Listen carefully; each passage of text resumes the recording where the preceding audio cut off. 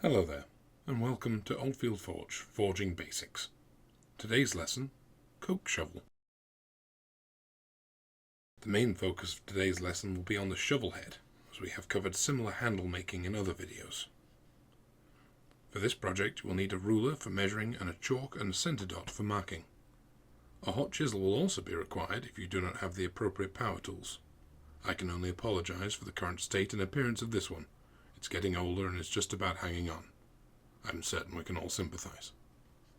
The stock I am choosing here is a flat stock piece of 2mm, mild steel, but an old oil drum or file cabinet can provide cheaper flat stock too, if a little thinner. As you can see, I've marked out the size of the shovel head I'm after, leaving a 1cm lip on one end tapering to the front of the shovel. This will create a distinctive slope later on when folded. I'm going to leave a 1cm lip on the back of the shovel. Feel free to adjust any of these measurements to suit your needs. Once marked with my chalk, I'm going to run a little dot line up and down the inside markings using my centre dot. This marks where I intend to bend the shovel later and accommodates the probability that the chalk will be rubbed off later. I'm now going over the lines I intend to cut out with my chisel. I don't go too deep as I'm simply marking it for when the sheet is hot. Fully marked, the sheet can now go on the forge.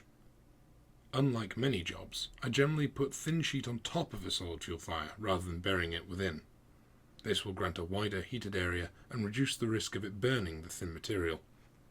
Once hot, we are going to begin cutting along those lines, making those lines deeper with a slow rolling motion. Make sure to maintain accuracy through this as your chisel will want to fly off after each hit. We don't want to go all the way through on the first pass. Just make the line nice and deep for now. Eventually you will begin to see holes appearing through the sheet. Make sure to take care when cutting through these sections, as if you hammer too far you will strike the anvil face with the chisel, and at least one of them will become damaged from the encounter. When you're confident you have gone deep enough that you can snap it, cool it off and take the line to the corner of your anvil. With a firm grip, begin striking the part of the shovel at the edge of the anvil until it is easy enough to simply snap off. We are now going to repeat this process with the 2 single-centimetre squares on the back corners of your shovel. These allow the lips to fold upwards once removed. Heat up one side of the shovel and line up the corner of your anvil with the dotted line. Keeping a strong stationary grip on the other side of the sheet, hammer the hot sheet over the corner. This should be done on the sides first, as they are slightly trickier due to the angles required. The back of the shovel is a uniform width and can be accomplished afterwards. Once in the shape we are after, cool it off once more, and then mark 2 holes.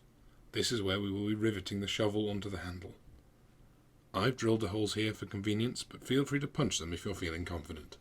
Once drilled in whatever size rivets you're going to use, you'll need to make the handle. If you are unsure about how to make a handle in this particular job, follow the link here, or find our video on fire rakes on the Forging Basics playlist, and complete it until the 410 mark. Using the holes within your shovel, mark the newly made handle and drill through. General advice to ensure less sliding when drilling is to also mark with a centre dot. While not strictly necessary, I have also countersunk the back of the handle to minimise the amount the rivet heads get in the way when shovelling. Once all is in place, hammer both rivets flat. I strongly recommend having both rivets in place here, as if given the chance to pivot, the holes will misalign. And there you have it. A coke shovel to move around fuel, and a very basic understanding of simple sheet work. I hope you've enjoyed this episode of Forging Basics. Let us know what you want us to make next in the comments below, or email us at oldfieldvideo@gmail.com. Should you wish to have a go yourself, then take a look at what we have to offer over at oldfieldforge.co.uk. Thanks for watching.